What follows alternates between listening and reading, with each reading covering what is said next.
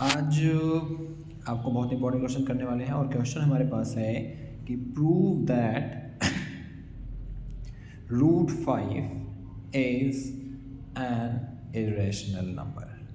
Generally आपको पता है कि ये वाला question one of the most important question है। सेक्शन सी का हमारे पास क्वेश्चन होता है। ये सेक्शन सी का क्वेश्चन नंबर पहला है जिसको 26 नंबर क्वेश्चन बोलते हैं। जरा सोल्यूशन इसका चेक कर लेते हैं। सबसे पहला काम लेट अज्यूम जो करते हैं, let us assume that root 5 is a rational number.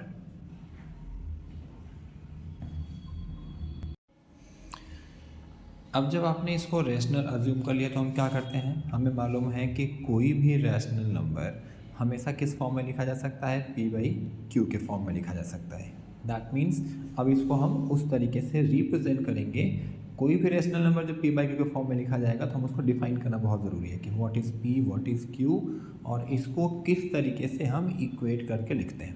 That means क्या हुआ कि हमने अज्यूम कर लिया अगर ये रैशनल है, therefore root 5 can be written as a upon b, जहाँ पे हमारे पास क्या b की वैल्यू जो है where b does not equals to 0, कभी भी जो डिनोमिनेटर है वो 0 के इक्वल हमारे पास नहीं हो सकता।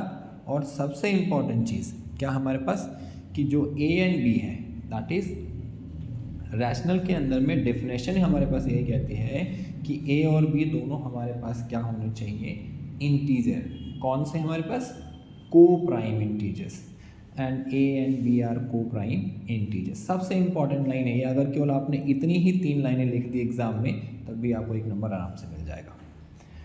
अब अगर हमारे पास क्या हो गया सबसे इंपॉर्टेंट चीज़ वही है कि को प्राइम का मतलब क्या कि दोनों का जो कॉमन फैक्टर है वो हमारे पास क्या है, 1 होता है। दैट मीन्स इन दोनों के बीच में 1 के अलावा और कोई भी नंबर कॉमन नहीं होता, इसीलिए हम इसको क्या बोलते हैं, को प्राइम। दैट मीन्स इंडिविजुअली दोनों के बीच में कुछ भी हमारे पास कॉमन नहीं है। ठीक है, अब इसको हम क्या करेंगे, फर्दर सॉल्यूशन पार्ट में लेके चलेंगे। अब क्योंकि ये हमारे पास क्या है, रैशनल है, दैट मीन्स रूट 5 जो है ये हमारे पास a अपॉन b के बराबर है, तो इसको आप क्रॉस मल्टीप्लाई कर लें। That is root 5 b denominator में था ऊपर चला जाएगा तो कहाँ हो जाएगा 5 के साथ, स्क्वायरिंग बोथ साइड। अब जब हम दोनों साइड का स्क्वायर करेंगे तो रूट 5 का स्क्वायर 5, b का स्क्वायर b और a का स्क्वायर कितना हमारे पास a स्क्वायर। हमने दोनों साइड का स्क्वायर कर दिया। अब आपने ध्यान से क्या ऑब्जर्व किया कि a square is multiple of 5, क्योंकि a स्क्वायर जो है 5 इंटू में समथिंग लिखा हुआ, दैट मीन्स वो 5 के मल्टीपल में आता है। अगर a स्क्वायर 5 का मल्टीपल है that means it can be written as 5 into में समथिंग, क्योंकि a जो है वो हमारे पास 5 का मल्टीपल है, that means it can be written as 5 into में something. Just replace it by 5m, a को रिप्लेस किया हमारे पास। अब कितना हो जाएगा, लेफ्ट हैंड साइड पे हमारे पास कितना था 5b स्क्वायर, a को रिप्लेस कर दो 5m और उसका whole square. Now solving both side it becomes 5b square equals to 25m square. 5 और 25 cancel out, that means what, 5b square is equals to 5m square. अब again हमारे पास वही पहुंच गए हम जहाँ से हम चले थे। Now a square multiple of 5 and b square again multiple of 5. b square is multiple of 5 because b square equals to 5 into something, that means उसको भी हम उसके मल्टीपल के फॉर्म में लिख सकते हैं। अब इससे क्या कंक्लूजन निकला कि a और b दोनों ही 5 के मल्टीपल्स हैं, इसका मतलब दोनों में 5 कॉमन है। That means b square is divided by 5 which implies that what, conditions जो हमारे पास होती हैं को प्राइम की वो यहाँ पे हो जाएंगे violet.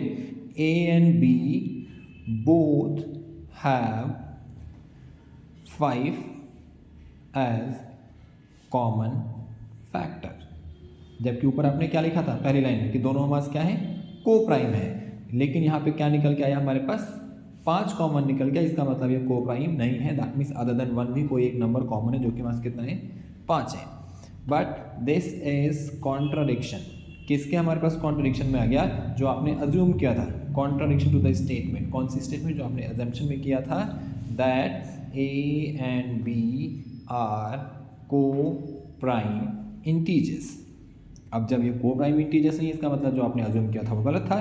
That means what, root 5 is an irrational number. ये है पूरा उसका प्रॉपर